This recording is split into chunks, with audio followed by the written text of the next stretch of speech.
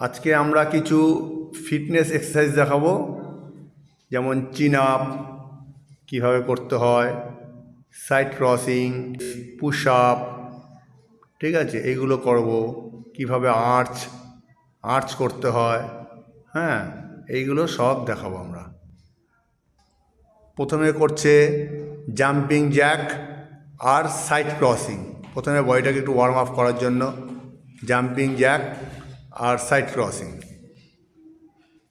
হ্যাঁ, এগুলো করবে। এগুলো এইসব ব্যায়ামগুলোই আজকে দেখাচ্ছি, এগুলো বাড়িতেই সব করা যায়।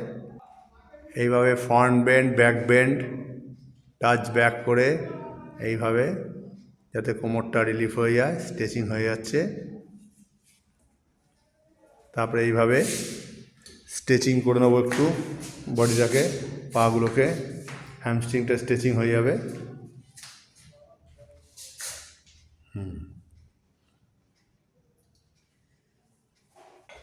চিন আপ মারছে,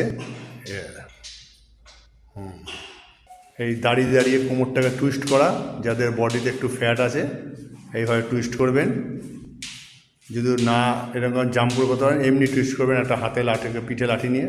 এবার করছে সাইড বেন্ডিং, এইভাবে, হ্যাঁ, এই ব্রিদ ইন, দম নিতে নিতে হাত নিয়ে যাব, দম ছাড়তে ছাড়তে হাত নিয়ে আসবো। এইভাবে আমরা 15 বার থেকে 20 বার করব, 2 সেট করব।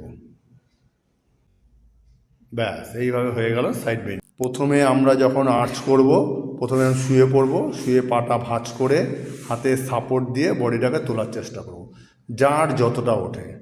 যদি অল্প ওঠে, অল্পই উঠবে, আবার শুয়ে পড়বো আমরা।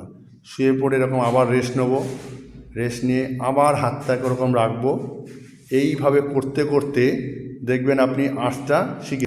এবার যখন আমরা আর্চ ওইভাবে শিখে যাব, তখন আমরা এইভাবে আর্চ করার চেষ্টা করব, যদি হয়তো না, তাহলে আমরা ওইভাবেই প্র্যাকটিস করব। এইভাবে কিছুক্ষণ থাকবো, আবার এইভাবে আমরা বডিটাকে জার্ক করে সামনে দিয়ে উঠবো, তারপর আবার এরকম টাচ ব্যাক, আবার এইভাবে, হ্যাঁ, এই আবার পিছনে ব্যাক বেন্ডিং করব এইভাবে। এবার আমরা করছি অর্ধ চন্দ্রাসন, এইভাবে, ব্যাস, স্টে করে রাখবো। নাক দিয়ে দম নেবো, মুখ দিয়ে ছাড়বো, 10 বার থেকে 15 বার দম নেওয়া ছাড়া করবো।